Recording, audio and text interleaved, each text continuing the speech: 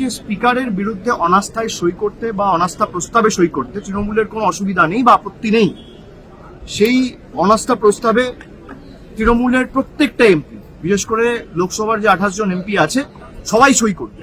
কিন্তু আমাদের বক্তব্য যে আগে অনাস্থা প্রস্তাব আনার আগে একটা চিঠি যৌথভাবে প্রত্যেকটা রাজনৈতিক দল যারা ইন্ডিয়া অ্যালায়েন্সের শরিক, তারা সবাই মিলে সই করে স্বাক্ষর করে একটা চিঠি লোকসভার স্পিকার বা অধ্যক্ষের কাছে জমা করুক।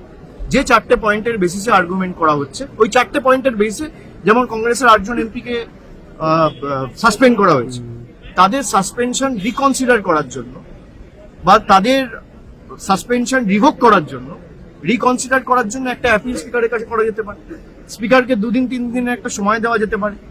যদি কোনো ব্যবস্থা স্পিকার তার তরফ থেকে না নেয় বা আমরা যে দাবিগুলো তুলছি সেই 4টে দাবির মধ্যে যদি আমরা কোনো সদুত্তর না পাই, তাহলে ধরুন আজকে সোমবার, আজকে মঙ্গলবার, আজকে আপনি একটা চিঠি জমা করলেন, মঙ্গল বুধ বৃহস্পতি আপনি সময় দিয়ে দিন। যদি বৃহস্পতিবারের মধ্যে কোনো সুরাহা না হয়, শুক্রবার নো কনফিডেন্স মুভ হয়, কোনো অসুবিধা নেই। এবং আমরা চাই যে হাউস চলুক, আমরা চাই পার্লামেন্ট চলুক, সরকার চায় না পার্লামেন্ট চলুক। আজকে 2বার হাউস ইতিমধ্যে অ্যাডজার্ন হয়েছে, স্পিকার একবার হাউসে কিন্তু আসেনি, চেয়ারে বসেনি। কালকে 2টোর সময় হাউস অ্যাডজার্ন করে দিয়েছে, আজ সকাল 11টা অব্দি।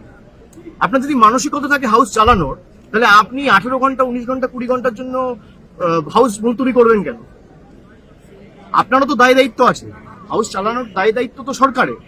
আমরা চাই জেনারেল বাজেট নিয়ে ডিসকাশন হোক। দেশের মানুষ আমাদের এখানে পাঠিয়েছে কথা বলতে, সরকার হাউস চালাতে চায় না, তাদের প্রতিনিধিত্ব করতে। সাংসদরা আসে কোয়েশ্চেন আওয়ারে কোয়েশ্চেন করবে, 0 আওয়ারে তাদের ইস্যুগুলো, দাবি দাওয়াগুলো তুলবে। কেউ সেই সুযোগগুলো পাচ্ছে না, তার কোনো সরকারই চায় না হাউস চলুক।